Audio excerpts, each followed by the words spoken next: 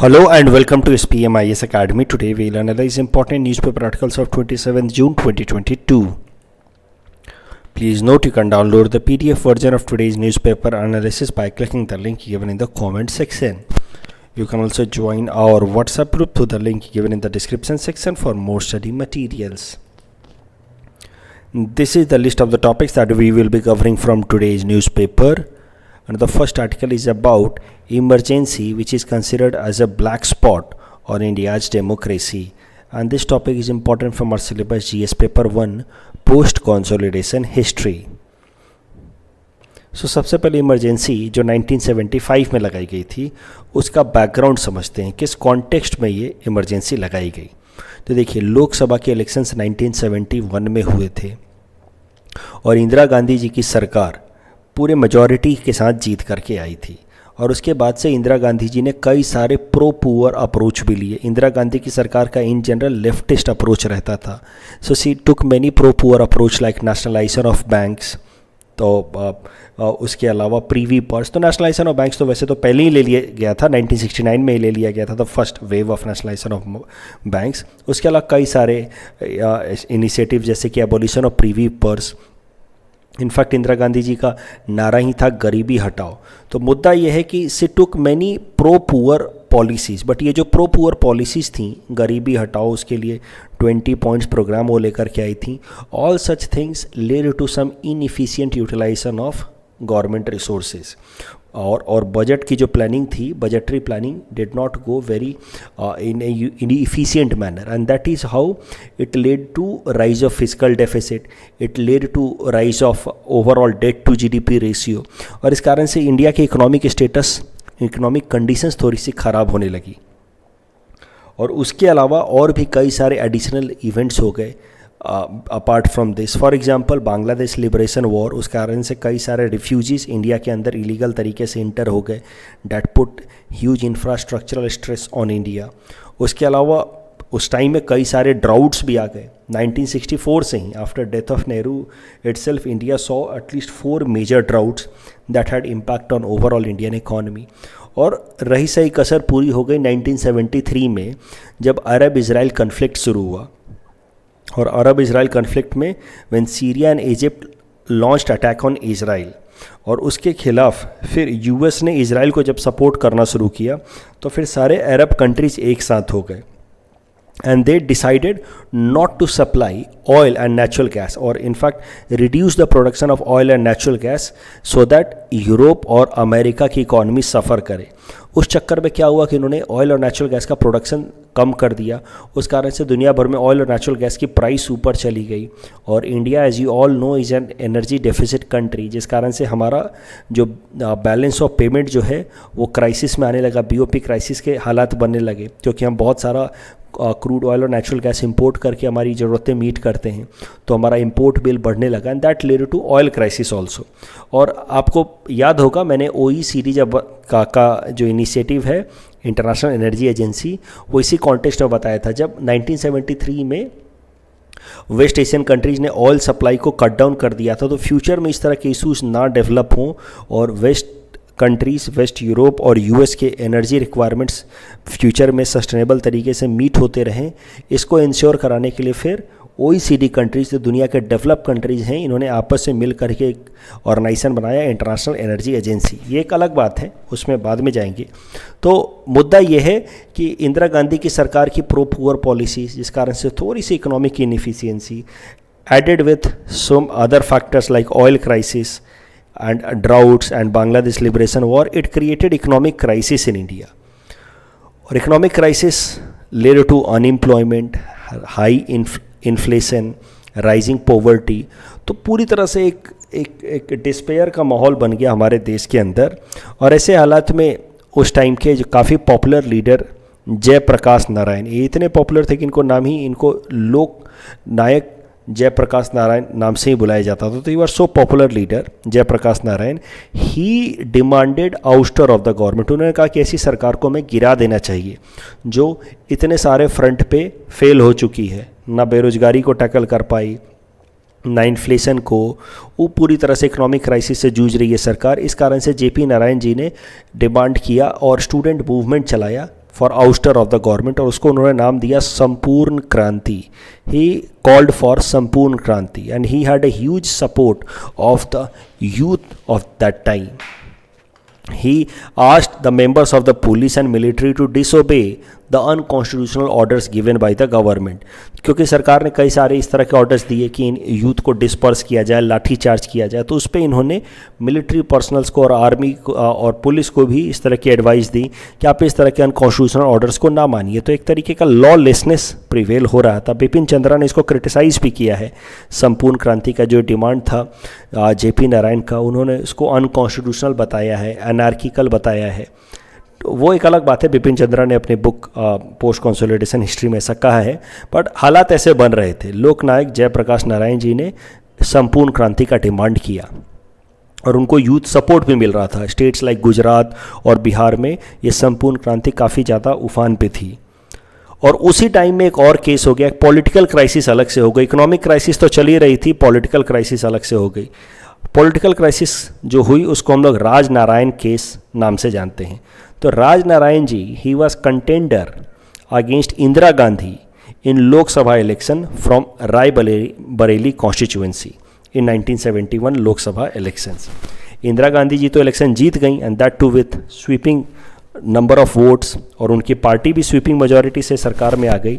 लेकिन राजनारायण ने high court में केस कर दिया, इलाहाबाद हाई कोर्ट में केस कर दिया फॉर इलेक्टोरल माल प्रैक्टिसेस. आपको एक बात जाननी चाहिए कि इलेक्शन को लेकर के अगर कोई भी डिस्प्यूट है तो उसके लिए original jurisdiction belongs to the High Court. तो इसी को फॉलो करते हुए राजनारायण जी ने इंदिरा गांधी के खिलाफ इलेक्टोरल माल प्रैक्टिसेस का आरोप लगाते हुए high court, Allahabad High court में केस कर दिया. और अभी एक तरफ संपूर्ण क्रांति की डिमांड चली रही थी, ये मूवमेंट चल ही रहा था. तब तक 12 जून 1975 को इलाहाबाद हाई कोर्ट का फैसला आ गया and that came against Indira Gandhi. And Allahabad High Court found Indira Gandhi guilty of violation of some of the rules under representation of people act 1951. और इस कारण से इलाहाबाद हाई कोर्ट ने इंदिरा गांधी को 6 साल के लिए इलेक्शन ना लड़ने के लिए उनके ऊपर बैन लगा दिया. और उसके अलावा Allahabad High Court said that now Indira Gandhi can not continue as prime minister of India for next 6 years at least. अब ऐसे हालात में इंदिरा गांधी जी ने 25 जून 1975 को इमरजेंसी लगा दी. चूँकि अभी देखिए इसके 47 साल पूरे हो गए हैं, इसी कारण से आर्टिकल आया है. अब देखिए 25 जून को इमरजेंसी लगी, सो 25 जून और 26 जून की रात को इमरजेंसी लगी थी. इसी कारण से आर्टिकल आया जिसको हम कवर कर रहे हैं. तो इंदिरा गांधी जी ने इमरजेंसी लगा दी, ये कहते हुए कि देश के इंटरनल डिस्टर्बेंसेस, देश की हालत सही नहीं है, India is facing internal disturbances. आपको एक बात पता होगी कि आर्टिकल 352 के हिसाब से जो नेशनल इमरजेंसी लगती है उसमें पहले जो 3 कंडीशंस थे जिसके हिसाब से इमरजेंसी लग सकती थी वो थे वॉर, एक्सटर्नल अग्रेशन या इंटरनल डिस्टर्बेंसेस. अब ये जो वर्ड इंटरनल डिस्टर्बेंस है ये काफ़ी वेग है. इंटरनल डिस्टर्बेंस का कोई खास मतलब समझ नहीं आता है और इसी का फ़ायदा उठाते हुए इंदिरा गांधी जी ने इमरजेंसी लगा दी. आप देखिए क्यों इसको कहा जाता है dark spot on Indian democracy, क्योंकि एक तरफ उनकी सरकार फेल हो रही थी इकोनॉमिक फ्रंट पे, दूसरा वो खुद पॉलिटिकल क्राइसिस झेल रही थी और अपने आप को बचाने के लिए उन्होंने देश में इमरजेंसी लगा दी. अपनी सरकार को बचाने के लिए उन्होंने देश में इमरजेंसी लगा दी. इमरजेंसी लगाना अपने आप में बुरी बात नहीं है, लेकिन आप इमरजेंसी लगाएं अपनी पार्टी या अपनी सरकार को बचाए रखने के लिए, तो that is blot on democracy. और यहाँ पे आप साफ साफ देख सकते हैं कि Indira Gandhi resorted to the option of democracy just in order to continue in power. और इमरजेंसी में भी आर्टिकल 352 के अंदर जो सबसे वेग शब्द था उसका इस्तेमाल किया गया कि the government of India is resorted to democracy for the reason of internal disturbance. Internal disturbance is quite ambiguous word, इसका कुछ भी मतलब हो सकता है. क्या है इंटरनल डिस्टर्बेंस, इसको किसी को जस्टिफाई करने की ज़रूरत नहीं है. एंड दैट इज़ वाई बाद में 44th अमेंडमेंट एक्ट ला करके जब इमरजेंसी ख़त्म हुई, जनता पार्टी की सरकार आई 1977 से लेकर के 79 तक, तो उन्होंने 44th अमेंडमेंट लाया और 44th अमेंडमेंट एक्ट ला करके उन्होंने ये जो इंटरनल डिस्टर्बेंस वर्ड है इसको रिप्लेस कर दिया with armed rebellion which is more specific, जिसका मिसयूज़ करना उतना सरल नहीं है जितना इंटरनल डिस्टर्बेंस का है.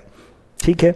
So as I already told you कि why emergency is considered to be dark spot on Indian democracy, because it was done with some vested interest to protect power of few, to protect the interest of one political party. And emergency continued for about 2 years from 25th June 1975 to 21st March 1977. तो थोड़ा detail में देखते हैं कि why emergency is known as dark days for democracy and constitution of India. So it was impose on a mala fide ground of internal disturbance, जिसके बारे में मैं ऑलरेडी आपको बता चुका हूँ. दूसरा, many of the fundamental rights were unnecessarily suspended. For example, article 359 sub clause 1 का इस्तेमाल करते हुए article 14, 19 and 21 was suspended. Media के ऊपर कई सारे सेंसर्स लगा दिए गए थे, और इसी का प्रोटेस्ट करते हुए कई सारे मीडिया हाउसेस तो ब्लैंक एडिटोरियल छापना शुरू कर दिया उन्होंने. आप देखो, इंडियन एक्सप्रेस का ये आर्टिकल है, उसमें उन्होंने इसे ब्लैंक एडिटोरियल छोड़ दिया कि भाई जब आपने हमारे ऊपर इतने रिस्ट्रिक्शंस लगा दिए, हमारी बोलने की आज़ादी पूरी तरह से छीन ली है, तो अब हम क्या लिखें इससे अच्छा. तो it was a kind of statement. ये blank editorial itself is a statement, kind of criticism to the government कि अब आपने हमें किसी लायक छोड़ा ही नहीं है, तो this is a new way of criticising the government. तो इस तरह के कई सारे ब्लैंक आर्टिकल छपने लगे because of the kind of censor the government or stringent censor the government had imposed upon media houses. उसके अलावा कई सारे अमेंडमेंट किए कॉन्स्टिट्यूशन में, that too with malafide intentions. For example 38th amendment act of the Indian constitution brought in 1975, it declared national emergency immune to judicial review. कि national emergency फिर judiciary भी कुछ नहीं कर सकती, उसको रिव्यू नहीं कर सकती. और इसी कारण से बाद में जुडिशरी ने जुडिशियल रिव्यू को basic structure of the constitution बताया, क्योंकि अगर जुडिशियल रिव्यू पे लिमिटेशंस लगा दिए जाए तब तो सरकार जो मर्जी है वो करेगी. जैसे इस केस में करने की कोशिश कर रही थी कि हम नेशनल इमरजेंसी लगाएंगे और it will be immune to judicial review, यानी कि कोई भी जुडिशियरी इसका कुछ नहीं कर सकती. इट कैन नॉट रिव्यू कि वेदर ये सही ग्राउंड पे लगाया गया था या मैलाफाइड इंटेंशन के साथ लगाया गया था.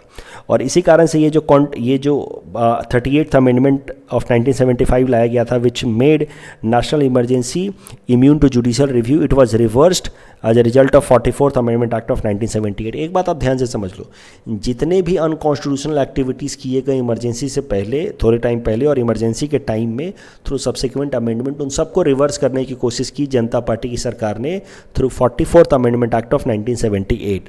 ठीक वैसे ही 39th कॉन्स्टिट्यूशन अमेंडमेंट लाया गया, जिसमें कहा गया कि prime minister, president, vice president और स्पीकर ऑफ द लोकसभा के इलेक्शन को या उनके पोजीशन को किसी भी तरीके से किसी भी कोर्ट में क्वेश्चन नहीं किया जा सकता. ये साफ साफ अगेन जो राजनारायण केस में हाई कोर्ट ने, इलाहाबाद हाई कोर्ट ने इंदिरा गांधी जी के खिलाफ फैसला सुनाया था, उसके खिलाफ ये अमेंडमेंट था, अपने आप को बचाने के लिए अमेंडमेंट था. And that is how this 39th amendment brought to the constitution was reversed in Minerva Mill case of 1980 and the Supreme Court reversed old provision, जहाँ पे चाहे कोई भी हो, प्राइम मिनिस्टर हो, प्रेसिडेंट हो, वाइस प्रेसिडेंट हो, स्पीकर हो, उनके पोजीशन को, उनके इलेक्शन को क्वेश्चन किया जा सकता है in a judiciary, in a court of law. So सरल भाषा में सुप्रीम कोर्ट ने मिनर्वा मिल केस में जब कह दिया कि judicial review is basic structure of the constitution, तो कोई बात ही नहीं बचती है. चाहे प्राइम मिनिस्टर का इलेक्शन हो, प्रेसिडेंट का इलेक्शन हो, वो क्वेश्चन किया जा सकता है in court of law. Why? Because judicial review is basic structure of the constitution. एक बात आपको और जाननी चाहिए कि इमरजेंसी के दौरान ही 42nd अमेंडमेंट एक्ट लाया गया था. उसमें इतने ज़्यादा चेंजेस किए गए हमारे संविधान में कि that is sometimes also known as mini constitution. तो संविधान को पूरी तरह से बदल के रख दिया 42nd अमेंडमेंट एक्ट ने ड्यूरिंग इंदिरा गांधी. सो ये सब चीज़ें बताती हैं कहीं ना कहीं कि इंदिरा गांधी जी ने अपने पावर का कहीं ना कहीं गलत उपयोग किया during the emergency time for her own interest, for the interest of her party to remain in power. जो उस टाइम का एक एक्ट था, प्रिवेंटिव डिटेंशन एक्ट, उस टाइम का एक्ट मीसा जिसको कहते थे, maintenance of internal security act, इसका काफ़ी ज़्यादा मिसयूज हुआ. इस एक्ट को लाया गया था 1971 में हमारे देश के अंदर इंटरनल सिक्योरिटी को बनाए रखने के लिए, लेकिन इसका काफ़ी ज़्यादा मिसयूज किया गया. जयप्रकाश नारायण, मोरारजी देसाई, अटल बिहारी वाजपेयी, चौधरी चरण सिंह जैसे जो पॉपुलर लीडर थे, उन सबको जेल भेज दिया गया अंडर दिस मीसा एक्ट. और इस मीसा एक्ट को भी बाद में रिपील किया जनता पार्टी की सरकार ने 1977 में। आपको याद होगा मैंने UAPA act, unlawful activities prevention act को न्यूज़पेपर एनालिसिस में कराया है, जो मौजूदा सरकार इसको फॉलो करती है, और जो मौजूदा टाइम का प्रिवेंटिव डिटेंशन लॉ है इसको भी क्रिटिसाइज़ किया जाता है बहुत बार for its misuse, and it is sometimes compare to MISA of Indira Gandhi time, maintenance of internal security act. इन्हीं सब कारणों से ये आर्टिकल हाल फिलहाल में आया है। तो करंट कॉन्टेक्स्ट देखते हैं कि आखिर हम क्यों ये डिस्कस कर रहे हैं emergency, a black spot on India's democracy. Our prime minister Narendra Modi ji is in Germany in order to attend G7 summit. तो G7 समिट पे जो कुछ भी जो मेजर आउटकम आएगा उसको हम आने वाले टाइम में न्यूज़पेपर एनालिसिस में कवर करेंगे। तो when he reached Germany, he met some of the members of Indian community in Germany, and there he said कि today is 26th June, which is also known as the day when India's democracy, which is in the DNA of every Indian, was trampled and surpassed 47 years ago. Emergency is a black spot on the vibrant history of India's democracy, ऐसा उन्होंने कहा। इस कारण से ये article मैंने cover किया। India की डेमोक्रेसी पे जो ब्लॉट है इंडियन इमरजेंसी, उसकी पूरी हिस्ट्री मैंने आपको बताई। इस टॉपिक के बेसिस पे ये प्रीलिम्स प्रैक्टिस क्वेश्चन मैंने आपको दे रखा है। Please attempt this question and you can submit the answer in the comment section. The next article is about India's new stand on Taliban, and this topic is important for our syllabus GS paper 2 international relations point of view. आपको एक बात तो पता ही होगी कि पिछले साल 15 अगस्त को जब Taliban came to power, it remove the democratically elected government of Afghanistan of Ashraf Ghani. The president of Afghanistan fled the country, Taliban came to power. उसके बाद धीरे धीरे वहाँ पे कई सारे जो इंटरनेशनल मिशंस थे और जो एम्बेसीज थे वो शट डाउन होने लगे। In fact Indian embassy and Indian missions, diplomatic missions were also shut down in Afghanistan. Of course it was done temporarily, लेकिन बंद कर दिया गया था। मुद्दा ये है कि इंडिया के जो फॉर्मल रिलेशंस हैं अफगानिस्तान के साथ वो ख़त्म हो गए थे after Taliban came to power. हमारी सरकार ने तालिबान रूल को बहुत बार क्रिटिसाइज भी किया है डायरेक्टली और indirectly, when it we said कि in Afghanistan we need to have Afghan led government, we need to have a government which is inclusive in nature, which is democratic in nature। तो कहीं ना कहीं तालिबान को हमने पहले क्रिटिसाइज भी किया है। Considering the threats that India may face because of Taliban coming to power in Afghanistan, हो सकता है cross border terrorism Jammu Kashmir में बढ़ जाए, क्रॉस बॉर्डर ड्रग ट्रैफिकिंग बढ़ जाए because of golden crescent region of Afghanistan. तो ये सब थ्रेट के कारण India condemned Taliban when it came to power. लेकिन अब धीरे धीरे India is shifting its stand over Taliban, देखा जा सकता है। और अब धीरे धीरे नॉर्मलाइज, इंडिया अपने टाइज को नॉर्मलाइज करने की कोशिश कर रहा है, और उसी डायरेक्शन में आकर एक स्टेप आप देख सकते हैं where India is trying to reestablish its presence in Afghanistan. Recently India has sent a technical team of officials to be based in Kabul and has reopened its embassy. India also sent its first consignment of earthquake relief assistance to Afghanistan. तो कहीं ना कहीं this could be seen as a step from Indian side of normalizing ties with Afghanistan. India दुनिया का 15वां ऐसा देश बन चुका है जिसने अफगानिस्तान के साथ दोबारा से अपने डिप्लोमेटिक रिलेशंस को रीन्यू करने की कोशिश की है।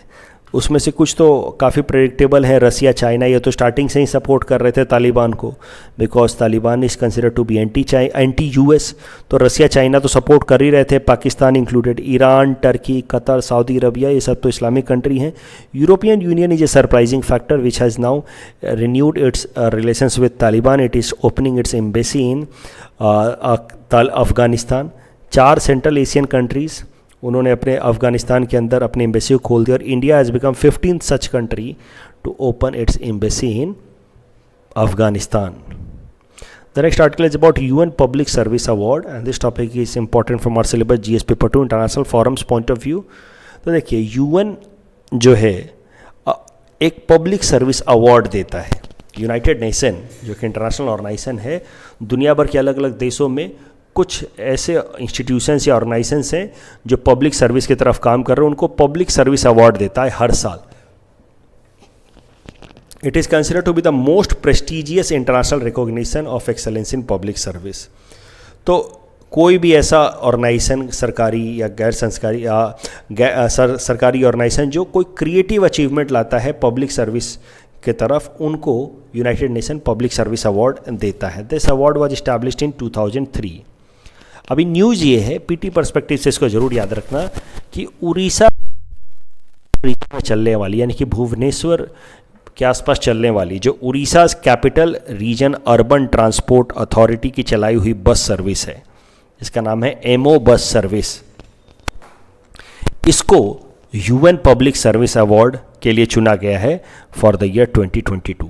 तो दुनिया के टोटल 10 ऐसे पब्लिक सर्विस अवार्ड दिए गए हैं, ऐसा नहीं है कि सिर्फ इसको चुना गया है, इसके अलावा 9 ऐसे और भी हैं एजेंसीज अथॉरिटी जिनको यूएन पब्लिक सर्विस अवार्ड के लिए चुना गया है। बट इंडिया से उड़ीसा की ये जो बस सर्विस है, एमओ बस सर्विस, इसको पब्लिक सर्विस अवार्ड के लिए चुना गया है। Ammo bus service PT perspective से याद रखना। उसके अलावा मेंस पर्सपेक्टिव में कभी मान लीजिए कि इंक्लूसिवनेस पे आप लिख रहे हैं, वुमेन एम्पावरमेंट पे जवाब लिख रहे हो, तो आप ये एमओ बस सर्विस का जिक्र कर सकते हैं। क्यों एमओ बस सर्विस को united nation public service award मिला है वो भी जरा देखिए। Mo bus service has been promoting gender responsive public services. For example, इसमें 30 to 50% जो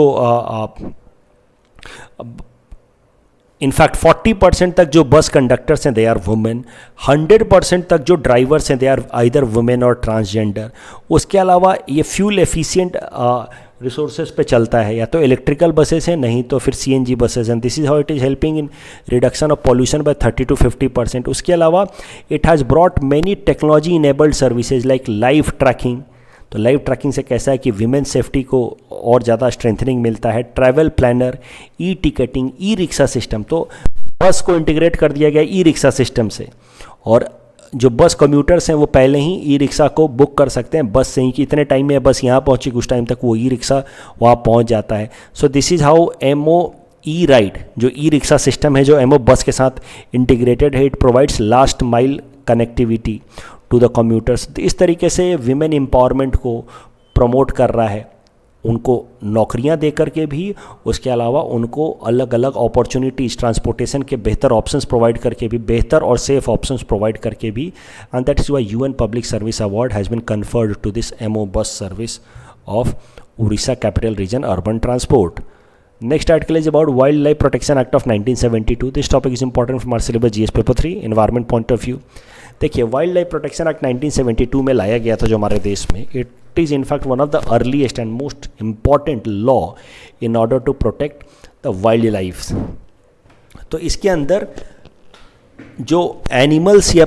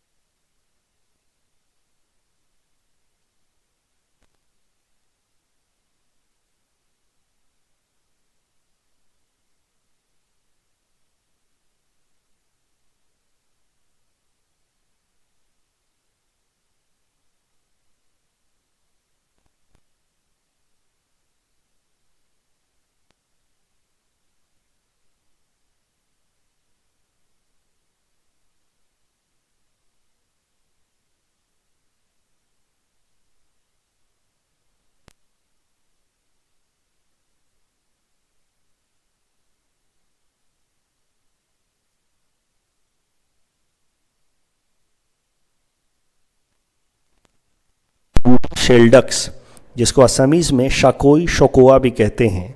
ये रूडी शेल्डक्स एक्चुअली एक माइग्रेटरी बर्ड्स हैं, but they have been mention under schedule 4। तो सरप्राइजिंगली ये शेड्यूल 4 का एक बर्ड को मार करके ये इंसान को 3 साल की जेल होगी। देखिए शेड्यूल 4 में भी पेनल्टीज लेस ऐसा मैंने बताया, लेकिन ऐसा नहीं कि कोई पेनल्टी नहीं है। खाली शेड्यूल 5 में जो एनिमल या बर्ड्स हैं उसको मारने से कोई सज़ा नहीं होगी। शेड्यूल 4 में भी एनिमल या बर्ड को मारने से सज़ा हो सकती है, लेकिन इसमें कम सज़ा होनी चाहिए। लेकिन सरप्राइजिंगली इस शेड्यूल 4 में बिलोंग करने वाले रूडी शेल्डक्स नाम के बर्ड्स, 2 बर्ड्स को मारने के कारण इस इंसान को 3 साल की सज़ा हुई है। Ruddy shelducks are migratory birds, generally ये फिर रशिया के साइबेरियन रीजन से इंडिया में वो माइग्रेट करते हैं ड्यूरिंग द विंटर टाइम, और उसके अलावा they breed in the south eastern Europe and central Asia. They are mention in schedule 4 of wild life protection act. और अगर IUCN रेड डाटा बुक की बात की जाए तो दे आर लीस्ट कंसर्न, लेकिन इन बर्ड्स को मारने के लिए भी ये इंसान बेचारा सोचो 3 साल के लिए जेल चला गया। The main objective was not to cover this news, the main goal was to tell you about important provisions of wild life protection act of 1972। इस टॉपिक के बेसिस पे ये प्रीलिम्स प्रैक्टिस क्वेश्चन हमने आपको दे रखा है। Please attempt this question and you can submit the answer in the comment section. Next article is about Sahitya Akademi award. This topic is important from our syllabus GS paper 5 Assam issues point of view. देखिए Sahitya Akademi award 1954 में constitute किया गया था, और ये award जो है एक लिटरेरी ऑनर है, यानी कि लिटरेचर के फील्ड में दिया जाता है। It is given annually by Sahitya Akademi. इसको हमारे देश का 2nd हाईएस्ट लिटरेरी अवार्ड माना जाता है आफ्टर ज्ञानपीठ अवार्ड। साहित्य अकादमी अवार्ड में एक कॉपर प्लेक दिया जाता है along with a shawl and a cheque of ₹1 lakh.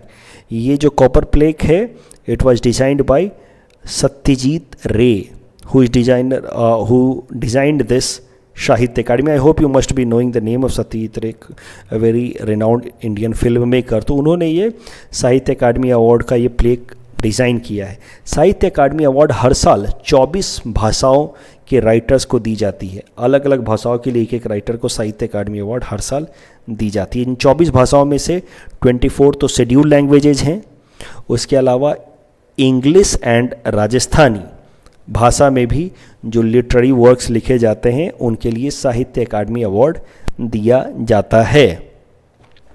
Current news ये है, देखिए अभी एक बात और आप समझो कि साहित्य अकादमी अवार्ड के अलावा एक और अवार्ड होता है साहित्य अकादमी अनुवाद पुरस्कार या साहित्य अकादमी ट्रांसलेशन अवार्ड। ये उतना रिनाउंड नहीं है, इसको 1989 में इस्टेब्लिश किया था, साहित्य अकादमी ही अवार्ड देती है। इसमें सिर्फ 50,000 का अवार्ड रहता है। इसमें कैसा है, किसी एक बुक को दूसरे भाषा में ट्रांसलेट करने के लिए अवार्ड दिया जाता है। तो जो करंट न्यूज़ है इट इज़ रिलेटेड विद साहित्य अकादमी ट्रांसलेशन प्राइज इटसेल्फ। तो हमारे स्टेट असम में पूरी हेलो डेरी को दिया गया है Sahitya Akademi prize translation for 2021 for translation of the original English novel the legends of Pensam by Mamang Dai. उसको उन्होंने असमीज में ट्रांसलेट किया है, इस कारण से इनको साहित्य अकादमी ट्रांसलेशन पुरस्कार मिला है, जिसमें सिर्फ 50,000 रुपये दिए जाते हैं। लेकिन ये जो Sahitya Akademi translation prize it is also given by Sahitya Akademi itself. कल जो हमने आपको प्रैक्टिस क्वेश्चन दिया था उसका आंसर देख लेते हैं। Fortaleza declaration belongs to BRICS and India has just one operational aircraft which is INS Vikramaditya and INS Vikrant is Indian aircraft carrier. That is right. So that's all from our side for today. Thanks for